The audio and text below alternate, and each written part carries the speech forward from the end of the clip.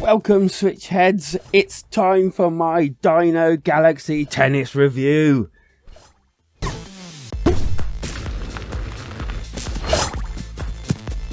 And why not go and hit that like and subscribe button? Well, for more.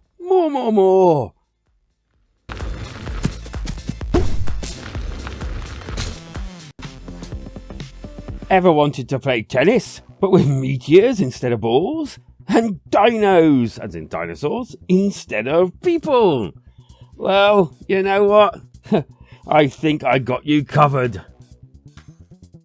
In fact, Dino Galaxy Tennis is a tennis game set on, like planets in a arena enclosure from the side on view.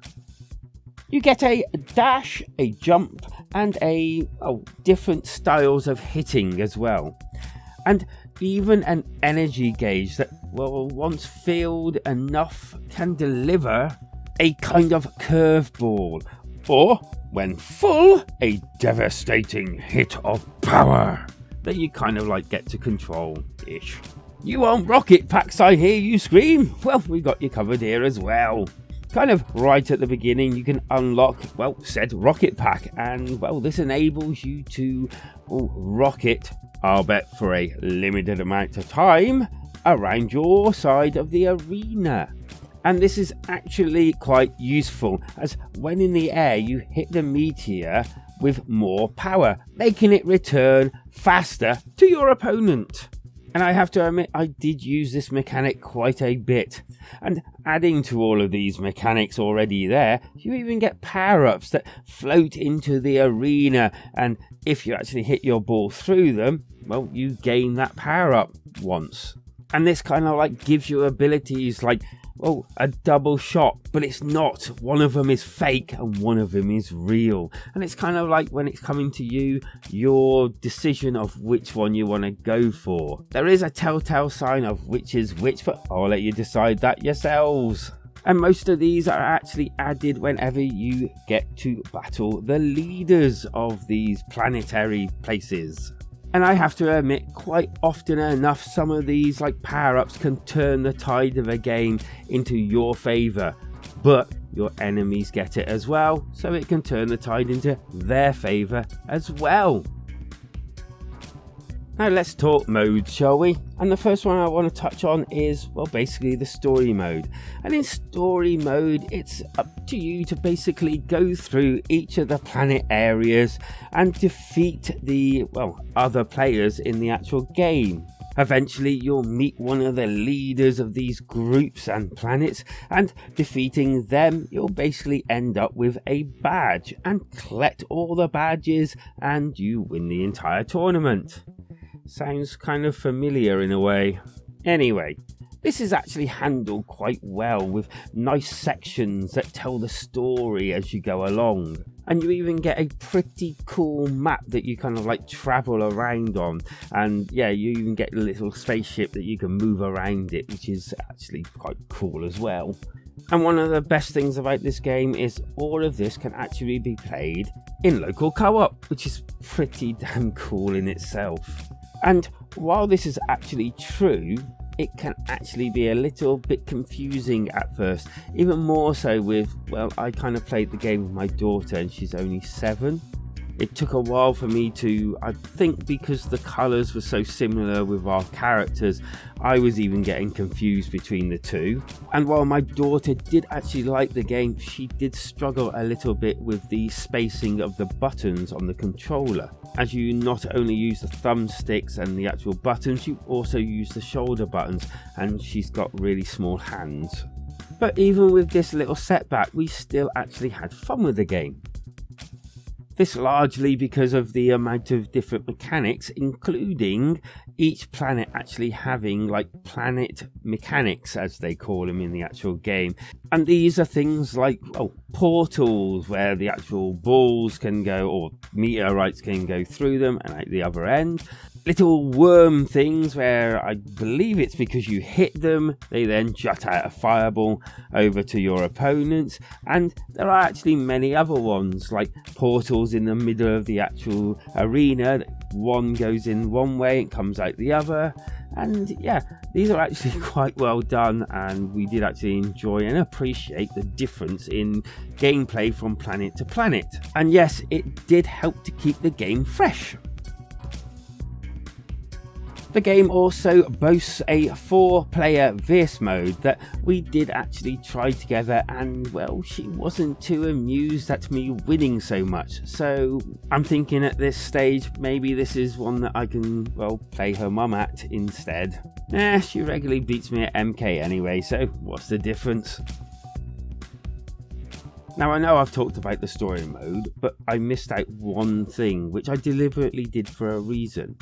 Along your way on the actual map in the story mode, you'll also get what they call simulations, designed to, well, I'm guessing, get you used to the controls, even though the tutorial does quite a good job of it already. But each of these simulators or simulations you can go back to in the challenge mode, see where I was going with that, and basically play them in like an endless mode.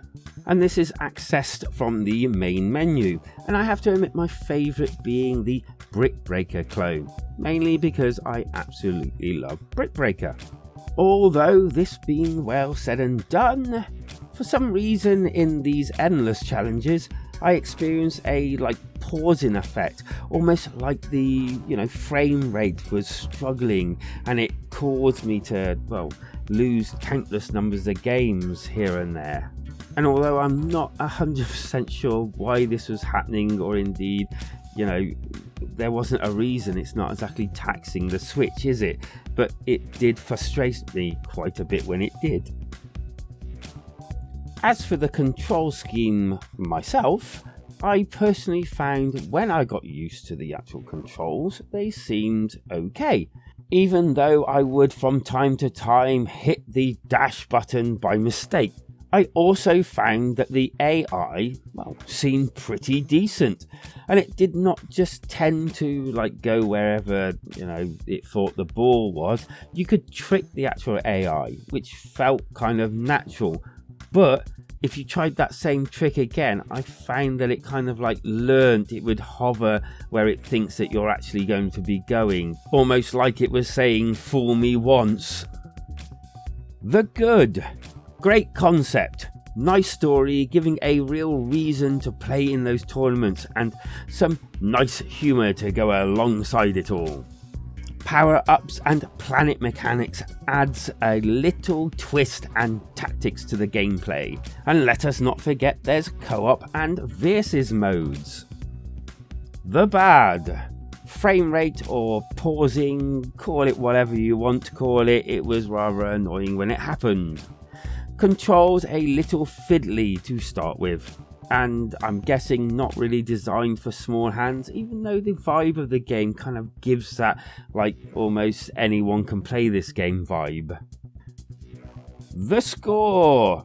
A fun game that brings something different to the tennis genre, with just a couple of misswings, see what I did there, but does have a good few features in its tennis bag.